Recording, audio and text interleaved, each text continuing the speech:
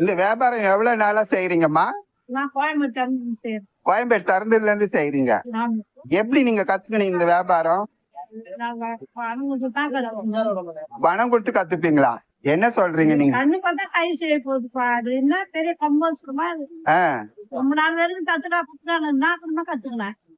எவ்வளவு கிடைக்கும்மா இதுல?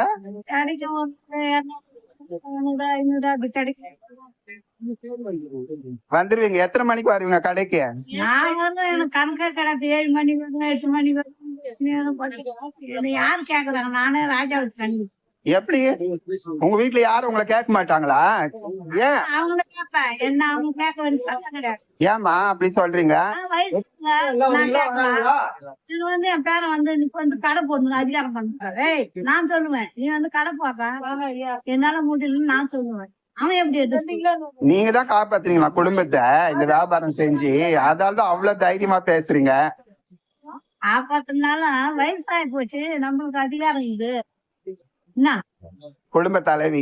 ஆமா, என் பேர பிள்ளைய வந்து கடை போடியாப்பா வச்சுக்கப்பா வந்து வியாபாரம் பண்ணு நான் சொல்லுவேன். அவன் வந்து நீ வந்து போய்ச்சிக்காயா சொல்லுவேன்.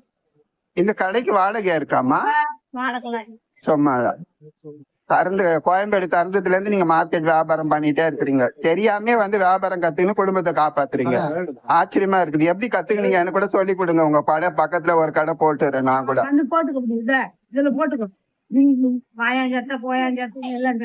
சாப்பிட்டீங்களா? இப்ப சாப்பிடணும் எல்லாம் எல்லாருக்கும். ஓ, அதனால சாப்பாடு கோயில்ல இருந்து வருதா இல்ல அசோசியேஷன்? அன்னதானம் தருவாங்க. அன்னதானம் தருவாங்க.